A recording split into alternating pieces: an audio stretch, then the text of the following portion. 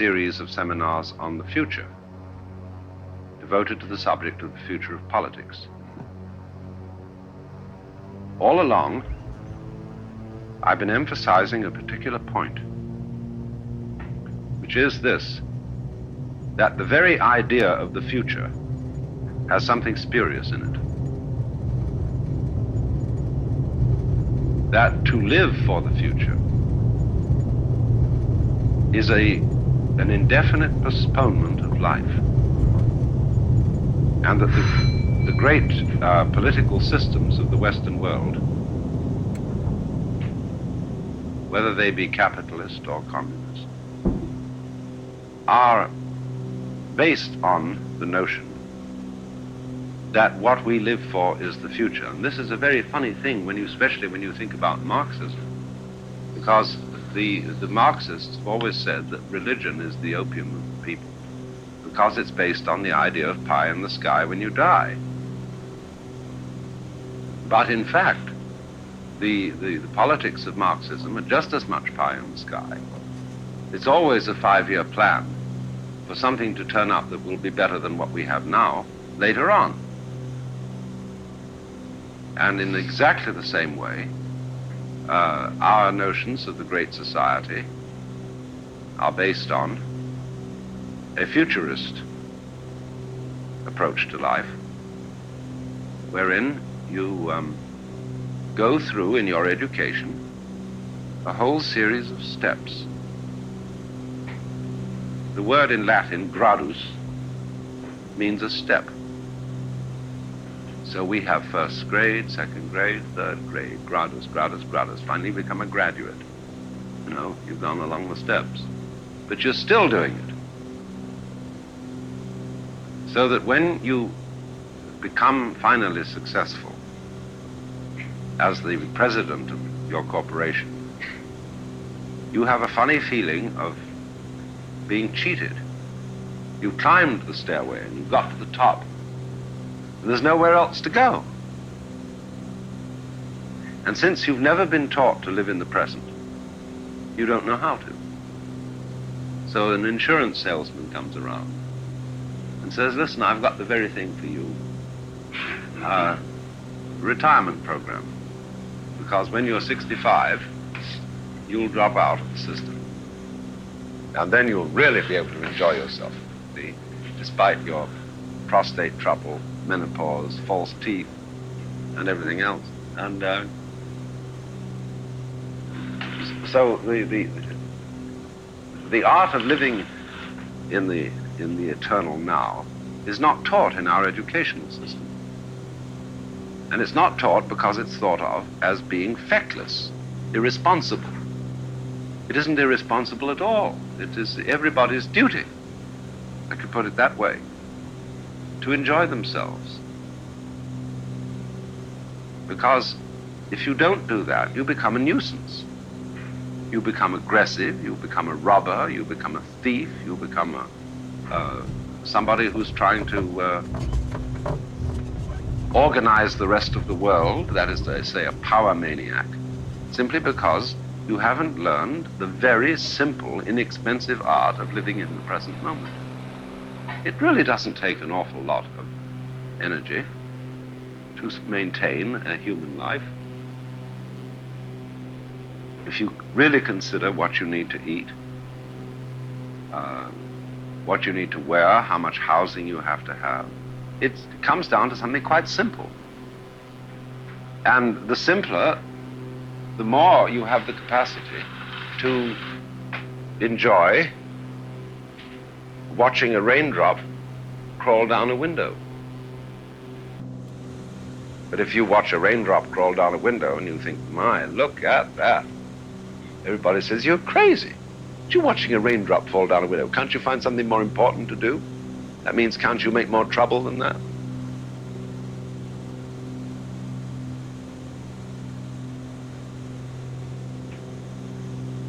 So, the mentality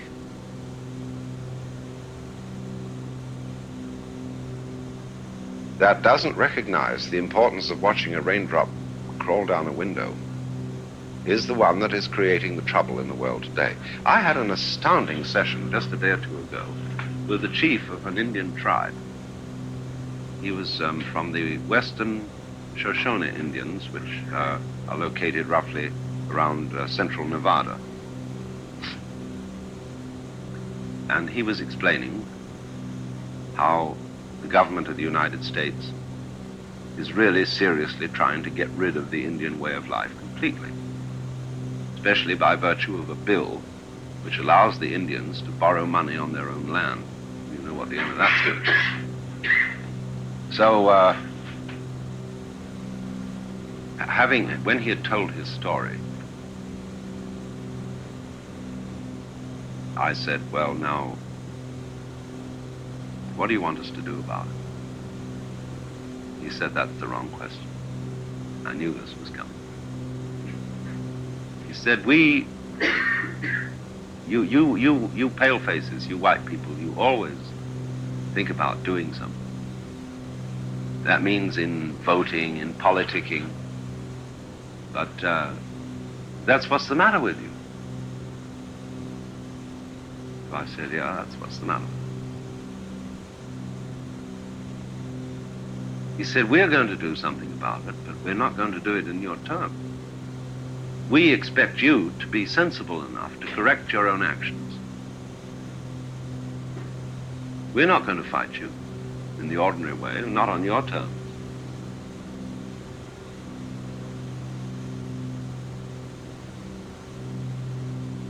He said then further, we are in harmony with the physical earth and geography of the sky and the waters of this country. And you will strangely find that there are going to be more and more tornadoes, more and more earthquakes, more and more natural disasters.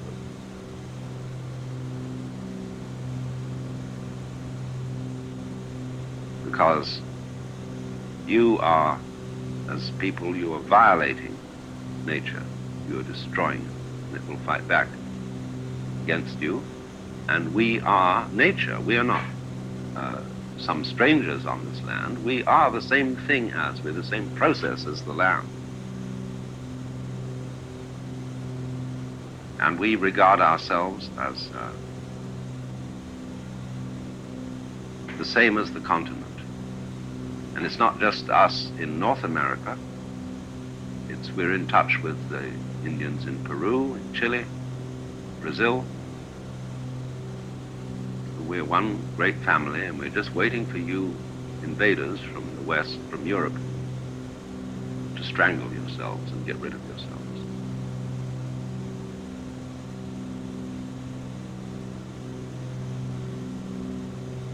But in other words, he was saying that he wouldn't play the political game.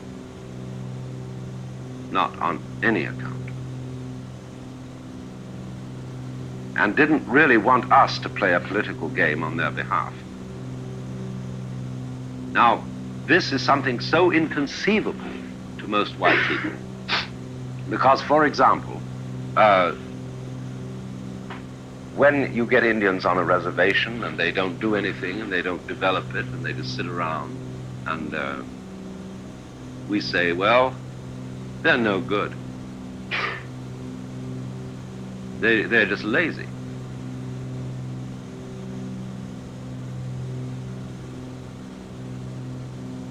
They cannot make us understand the importance of a contemplative life. We say you are of no value, you're not even human, unless you're changing things, unless you're interfering, unless you're progressing. Unless we confuse growing with progressing. Unless something is happening, a great operation, a new project is going on, and you're busy with it, we say, well, you're lazy. You're good for nothing. Because you are not working for the future. But they say, if you're working for the future, you're quite mad. So they don't work for the future. Just like a Chinese coolie works long enough to make some money. Then he knocks off work and he goes to the gambling joint. And he gambles, or he smokes opium, or just generally wanders around and digs the scene. And we say, well, that's awful. That's irresponsible. You can't do that. That's not maintaining the world properly. What do you think? Maybe that is maintaining the world properly. Maybe it's we who think that everything should be progressing who are destroying the world. Of course we are, by our Protestant ethic, by our notion of keeping everything in charge. It's true. We have a great initial success. We destroy diseases. We keep people alive. But on the end is the H-bomb, to get rid of it all entirely.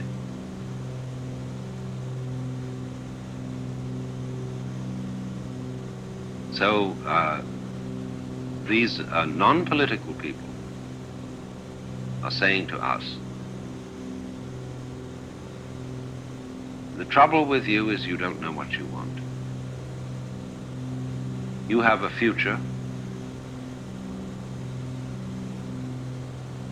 which you're working for, but you're all retch and no vomit. You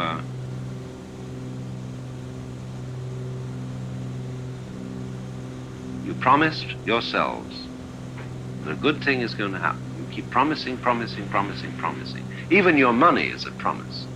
It says on the dollar bill that the Treasury of the United States will promise to pay $1. What are you going to get if you deliver this and say, come on now, I want whatever it is that this dollar is. And they just can give you credit. Because it's paper, it's all symbolism. So, all these myriads of so-called primitive people, like Amerindians, Mexican Indians, Africans, don't communicate with us, and we don't communicate with them, because they don't want what we think is the desirable good society. Well, some of them do, of course. So in Japan, for example, the Japanese have been thoroughly conned into the idea that the Western way of life is a great thing. And so they are, by and large, frantic industrialists. And so, as a result, the cities of Nara, Osaka, Kobe are covered in smog. Tokyo is just a madhouse. They're getting it. So the whole point is, the future is an illusion. The basic ideas in Hindu cosmology, that in the course of time, you go through the series of yugas, or the epochs. You begin with a great state of affairs, and it gradually deteriorates. Is a way of saying to people, in the course of time, things only fall apart. Therefore, get out of time. Get off the wheel of samsara, the rat race. So this underlies my idea of what I call the politics of diversion. Divert Western man from history, from the notion that he is in a historical process which is leading to something always better and better and better, but which in fact only leads to more and more destruction. Divert people from time by living a style of life which is timeless and which is therefore more attractive than life devoted to time. That doesn't exclude our technological power. Part of the whole point of technology that I'm going to take up in detail in a later session, is that through technology, we have the power to obliterate poverty completely. But this must not be looked at in a historical way. While it is looked at in a historical way, it will not work. That is to say, the whole problem of money and the distribution of the wealth of the world as produced by technology is a psychological problem and not a material problem. People are hypnotized with money, which is the symbol of wealth, as if it was something that was valuable in its own right. That's the confusing money with gold. When Ramakrishna said that one of the evils of the world was gold, he was, I think, perhaps unconsciously quite correct. There's a story that once upon a time, all the banks in the world got tired of shipping gold from country to country. And so they decided to open an office in an island in the Pacific where all the banks had their headquarters and all the gold was put together there, so that all they needed to do when they had to exchange some gold was to trundle it across the street. And operations proceeded beautifully for about 10 years. And then all the heads of the banks from the different countries came with their wives and their children to visit the island and have a great convention. And so they inspected the books and the transactions, and everything was in perfect order. At last the children said, "Daddy, want to see the gold?" And so the bank president said to the managers, "Take our children down to the vaults so that they could see the gold." And so all those managers said, it's sort of difficult and problematic, and it takes a lot of time. And the president said, "Well, don't be stupid. What's the matter? Can't they see the gold?" So they hummed and hawed and said, "Well, we're sorry to report that 7 years ago there was a disastrous subterranean earthquake, and all the gold was swallowed up. But of course, we all knew how much we had at that time, and so we've kept the books accordingly." So it's a joke. People don't realize, in other words, that money is bookkeeping. Nothing but bookkeeping. And therefore the whole idea of taxation, for example, is a complete anachronism.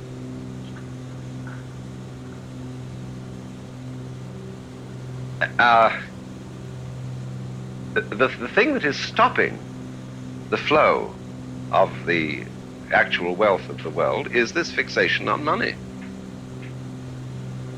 What you need to do is actually reverse taxation and issue, instead of charging taxes, issue credit. Then, but you have to keep the credit balanced to the gross national product in some form of figuring. And then everybody can circulate what they're making. Otherwise, you're in this ridiculous situation where people are starving in India, and we are hoarding food supplies and burning them and dumping them in the ocean, which is sheer insanity. But it's all based on a psychological block about money.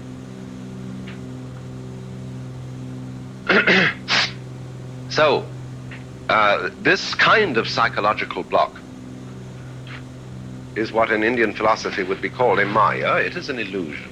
And it's the same kind of illusion as that of the future, of the idea that the future is when we're really going to live. And if that's the way you operate, when you get there, you're never going to be able to handle it because you still want a future ahead of you. You're a perpetual donkey with a carrot suspended from your collar on a rod like this, and you're pursuing it. Well, now,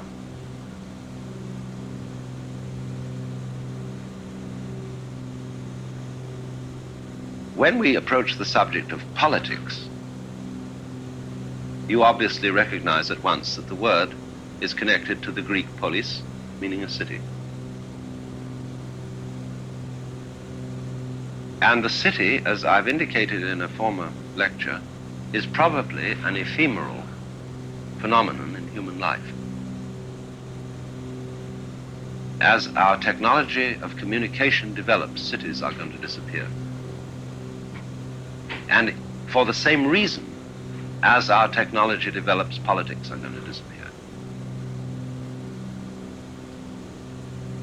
Let's go back to an early stage of our development when human beings changed from being hunters to being farmers.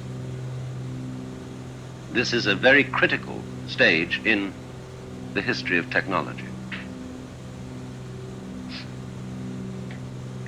When we were hunters, every male knew the whole culture. In other words, he had to fend for himself, to make his own clothes, to make his weapons, to know the arts of hunting, and also he was in charge of his own religion.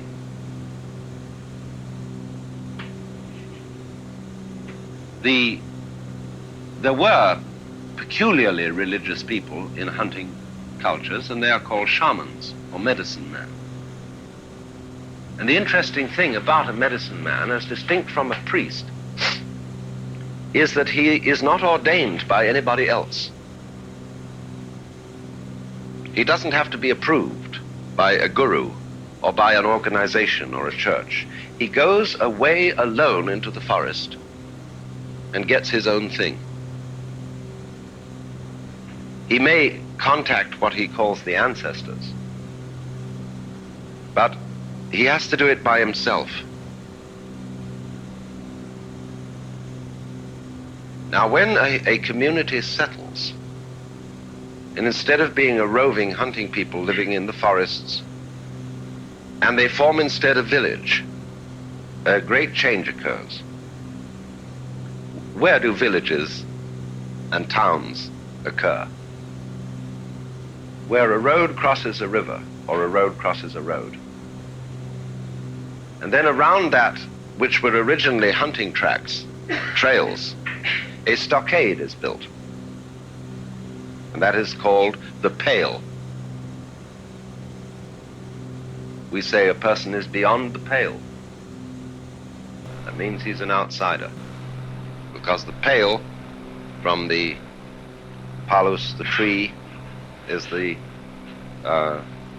posts used to make the stockade. So inside the stockade, there are 4 divisions, 4 blocks of town.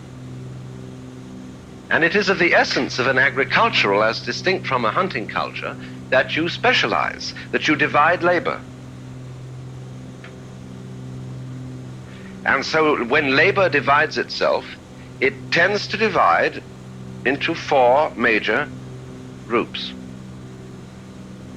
Those, first of all, who are the brains, the Brahmins, the idea people, the thinkers. Second, the brawn, the military men who defend the scene. So they are called in India the Kshatriya. Who next? Why, the traders, the merchants, the Vaishya. And then next, who? The craftsmen, the skilled workers, Shudra. Of course, then outside, there are the people who don't have any particular qualifications. And they're the lower outcasts, who are untouchable. But there are another group who are very curious. They're also outside the pale, but they are respected for being outside the pale. And they are called, in Sanskrit, Shramana, which is the same as the word shaman, or in Chinese, Xiamen, meaning an immortal who lives alone in the mountains. In other words, the people who still retain the values of the hunting culture. And say, like this: when you settle down in the city, in the polis, and you divide labor, and you're tinker, tailor, soldier, sailor, rich man, poor man, beggar man, thief, You assume roles. You put on a mask and say, I'm a soldier, I'm a priest. But you get more masky than that. You say, I'm a person. The word person means mask. Persona, the mask worn by actors in the Greco-Roman drama. And you are taught, while you live in the polis, that you are your mask. I was taught by my mother that I was Alan Watts, and I've never been able to recover from it completely. And and so everybody is assigned this role that you're supposed to play. Well, you play that role, but in ancient Indian custom, it was recognized that you played it only for a while. That when you had raised your children and done your social duties, that you then had to prepare for death. Death, when you are playing a role, seems a tremendous threat. What's going to become of me? But they explained that that doesn't matter. You would just have to find out when you are ready to die. You can die properly and with dignity if you know who you really are. So in order to find out who you really are, you withdraw from your role. And you become what is called vanaprastha, which means forest dweller, instead of grihastha, which is householder. In other words, you go back to the forests, away from the polis, outside the pale. The doing of this may take many forms. It may be purely perfunctory, that you retire to a cottage in the backyard. You may actually go out into the jungle. You may actually tear off all your clothes and run naked and sit by the river. All sorts of ways of doing it. But you give up your name. You become nameless. Or you may assume a name which is a divine name, one of the names of God. There are people trying to do this in the United States today, called hippies. I met one the other night, and I asked him what his name was, and he said, my name is you. And he absolutely would not acknowledge any other name at all. Great. Okay. You're you. So,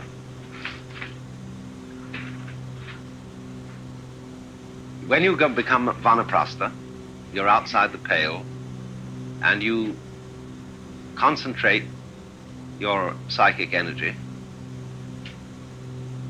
to find out what's going on. What is this that we call existence? You can find this out quite easily, but you have to pay attention to it. You have to concentrate. You have to give your whole mind to, say, take hold of a sound and find out what sound really is. Or you can look at light and find out what light really is. Or you can touch something and find out what is going on here.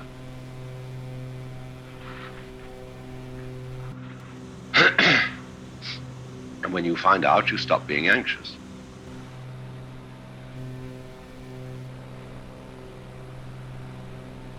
But you see then, politics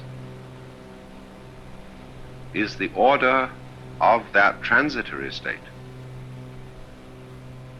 which is the city arrangement, the role-playing, the game of social life, designed in a particular style. Now, I'm not trying to say in any way that the polis is something wrong. We shouldn't put it down and say it's bad.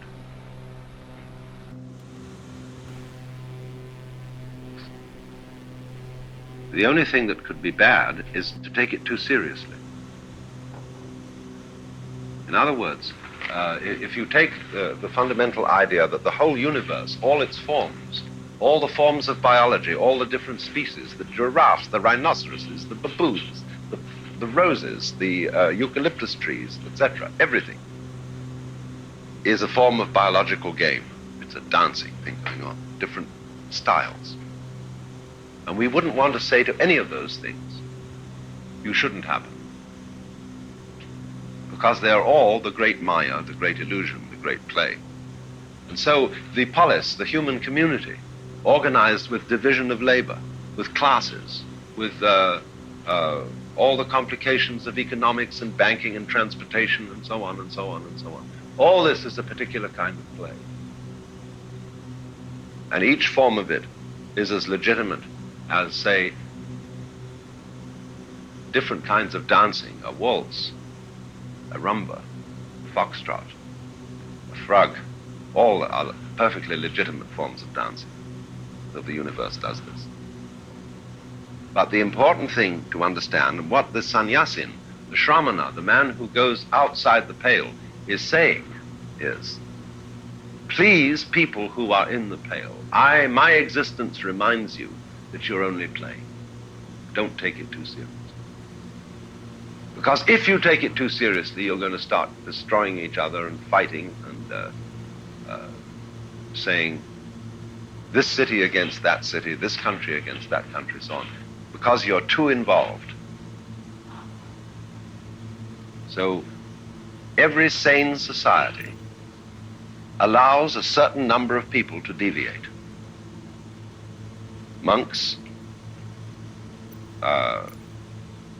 some sort of outsiders. It says you don't have to join, you don't have to play the game. A society which is insane and unsure of itself cannot allow that to happen. It says everybody must join, everybody must work, everybody must belong. And then freedom disappears. Because as a matter of fact, the anxiety is if you say, well, you don't have to join, there are conditions under which you can go out, then a lot of people get together and say, well, what would happen if everybody quit? I asked, what would happen if everybody decided to take American Airlines Flight 3 to New York tomorrow?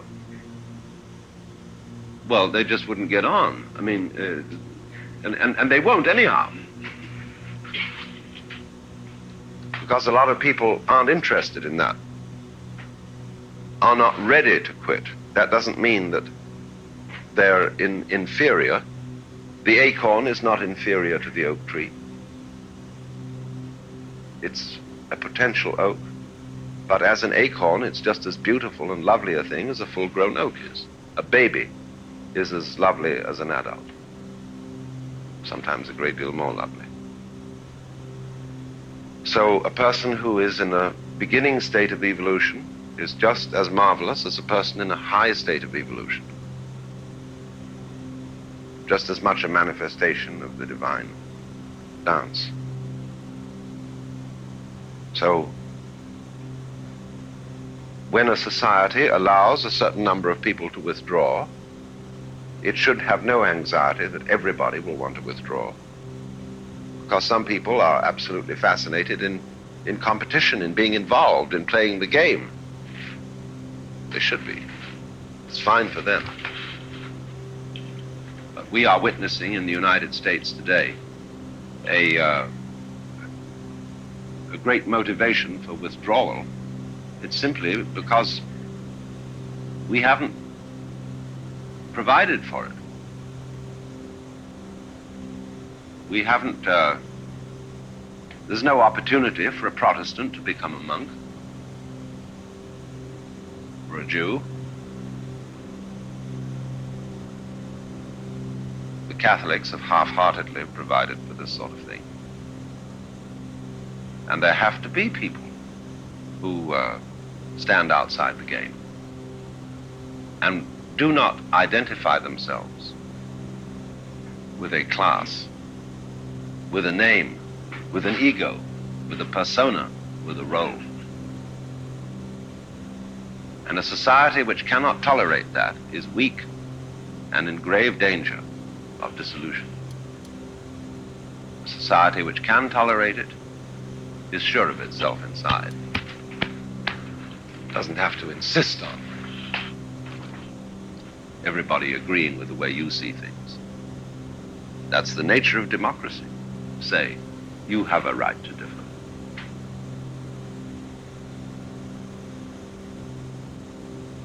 And so, furthermore, underlying the nature of a democracy is the notion of mutual trust.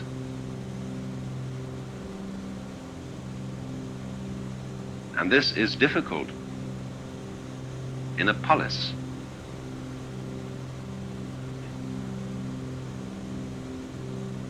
You can't obviously have an ongoing human arrangement in which proper behavior between each other is enforced by violence of some kind, by police. Because, after all, who stands behind the police? Who gives the police their authority? Why, the people do. But if the authority of the police becomes something separate from the authority of the people, you get a violent situation. You no longer have democracy, you have a dictatorship. So, but if you really trust each other, you don't really need much in the way of police. Yes, you need some scouts to direct the traffic, who simply establish which row is to move first, not by authority, but simply pointing out that when we get to a crossroads, there has to be some sort of order here. And we let so many cars go through this way, then we stop them and we let so many cars go through that way. And that's for the mutual benefit of everybody concerned. So there's a scout there to give a signal, which we've all agreed upon. But when that scout starts dressing up like a stormtrooper and putting on all kinds of guns and whistles and helmets and things like that, then he begins to act his role. He begins to behave like that kind of a person. And he becomes a vested interest. So we have to say to him, go back to your Boy Scout's hat. Take off that helmet. On those bandoliers full of bullets, boots. Start looking like a human being again. And then you'll behave like one. And everybody will respect you. And when you put up your hand and say, this row, please, everybody will, of course, naturally accommodate themselves. So,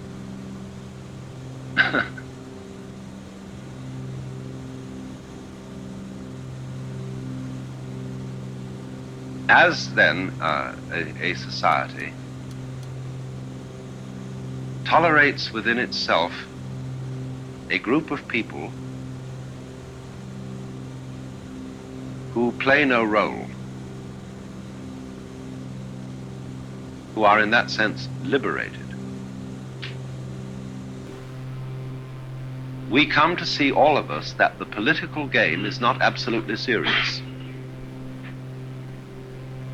That the laws of the state are not the laws of nature.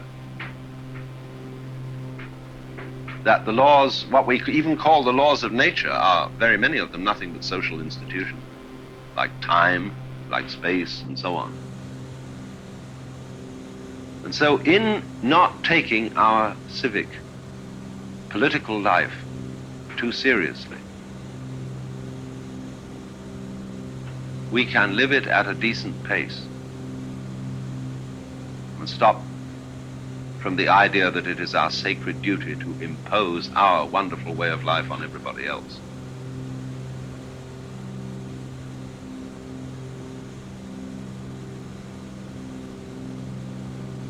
And that, you see, is a quality of humor. When you don't take yourself too seriously, then you can laugh at yourself. And this is the most essential ingredient for a politically healthy people is to be able to laugh at themselves.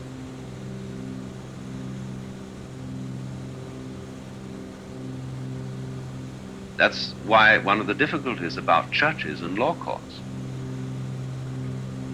I was in a law court some time ago giving evidence. The two accused people were smiling, and the judge hit the gavel.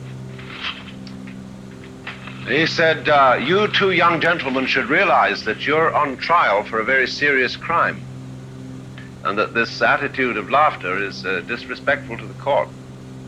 And their attorney got up and said, Your Honor, this is the first time these two men have ever been in court, and they don't understand what the rules are. Well, he said, it's high time they did.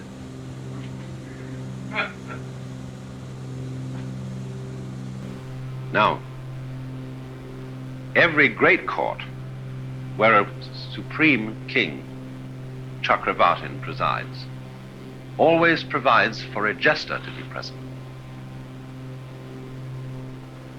Because the moment the king in charge, or the justice, becomes too serious, and takes himself too seriously, there is tyranny abroad. And so a proper king has sitting right down there on his left a character in cap and bells, the fool. And in ancient days, the fools were very powerful people.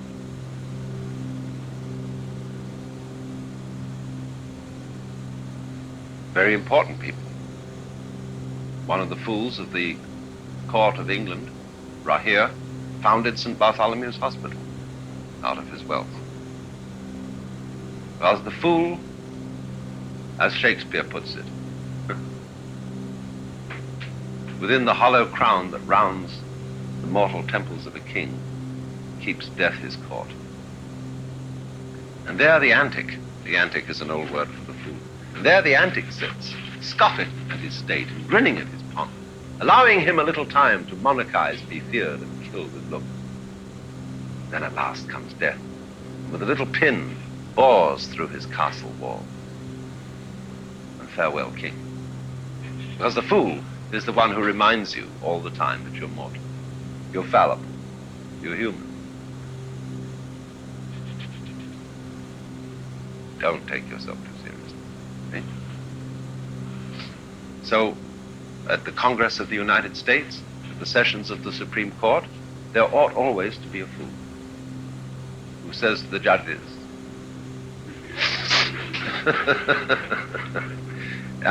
but you know, the trouble with republics is that they are a little insecure and they don't allow fools around. Very secure kings only can allow fools. Dictators can't allow fools because they rest upon the will of the majority. They get into power through referendums. They sure can't tolerate fools around. It's only an aristocrat, a person who has come from a long, long line of rulers and isn't insecure about the situation. He can allow the fool. So if a people is to be mature, a democracy is to be mature, it must allow the fool. It must allow the joker. And not merely as a cartoonist in the daily press to point fun at the goings-on of the presidency, but somebody actually present at cabinet meetings who is appointed to be the maverick, to be the funny man of the whole session. In the same way, a university faculty must have in its membership a small percentage of complete screwballs who are not respectable scholars, who have weird ideas, because they will keep the rest of the faculty alive. Not too many of them, always a little balanced, like the salt in the stew, a little bit, but not too much. Huh? That is always the element of the people who say to the whole system that's going on, to the whole reality of life, ha ha.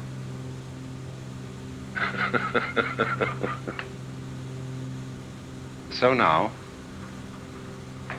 I want to contrast out of Asian sources two great theories about politics,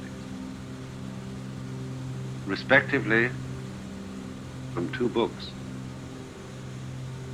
The first book is the Arthashastra, which is the manual of political wisdom originating from what you might call the great period of medieval India. And the opposite sort of book altogether, the Tao Te Ching, from China, probably 400 BC. These books contrast with each other in a completely beautiful way. Both of them are manuals of advice to an emperor. When in Sanskrit one speaks of the word Chakravartin, it means a wheel turner.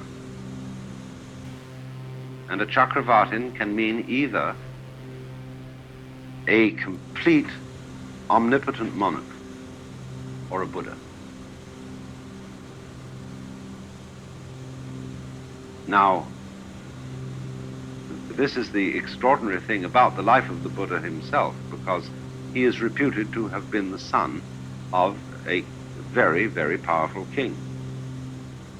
And when the astrologers got together at the time of his birth, they said, this boy, Gautama, is to be a Chakravartin. The question is, in what sense of the word will he be a Chakravartin? Will he turn the wheel of the world, or will he turn the wheel of the Dharma? And his father wanted him, of course, to maintain the royal line and turn the wheel of the world. What is the wheel of the world? The wheel of the world is the samsara, the rat race, the squirrel cage. And the wheel of the Dharma is the same wheel, only you run along it without thinking you're getting anywhere. When the Earth circles the sun, it's not going anywhere. And when you play music, you're not aiming at the final chord. When you dance, you're not aiming at a particular spot on the floor. But if you think that in the process of music or dancing or whatever, that there is some destination at which you should arrive, then you are in the rat race wheel, the samsara wheel. And the Chakravartin is the master of controlling things. And so, in this extraordinary book called the Artha Shastra, Artha means citizenship, belonging to society, what is involved in the duty of social organization. Shastra means a text that is of an authoritative kind. Not so authoritative as a sutra, but nearly. So, here is this book written to describe the duties of a man who is a complete tyrant. You've got to be God. You've got to govern. This is your duty. Somebody has to be elected to be President of the United States. Or whatever. By whatever method of election. It may be vote, it may be birth. And it tells you that if you take the reins of power, what you're going to have to do. It's phenomenal. This man who wrote it was far more realistic than Machiavelli. And he said, from the start, realize that you will never succeed. The road of power is always failure. But you may have to take that road. It may be your svadharma, which means your own function, your vocation, what life elects you to do. And you'll never succeed at it. But in the pursuit of power, this is what you're going to have to do. First principle is have no friends. Don't trust anyone or anything. You've therefore imagined yourself living in a palace, which is a fortress. The palace is so constructed that it's a mandala, a circle. Rings within rings within rings, both architecturally and organizationally. And you are the spider in the middle of this web. In your inner sanctum, you cannot really sleep. You must at best only sleep with one eye closed. And you have guards around you all the time, and you have secret guards who watch those guards. You can't really eat because somebody always has to taste the food for you first, be sure it's not poisoned. And then you arrange your ministers and advisors in the following way.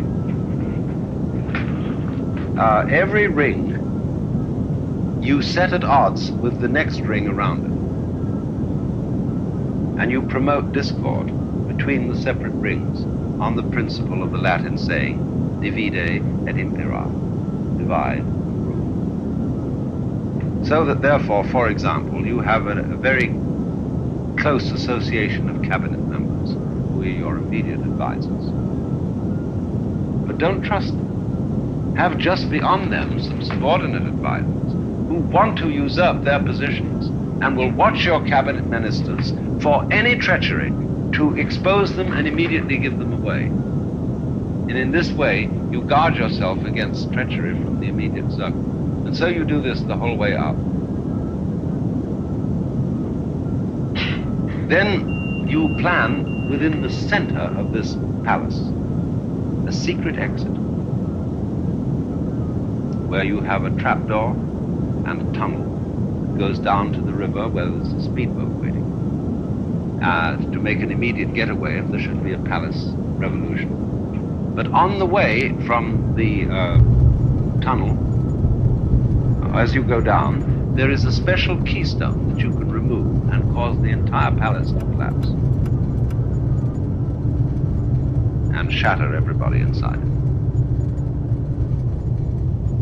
So here you have this thing, which is very, very much like a modern fantasy, George Orwell's book, 1984, where Big Brother is watching everyone.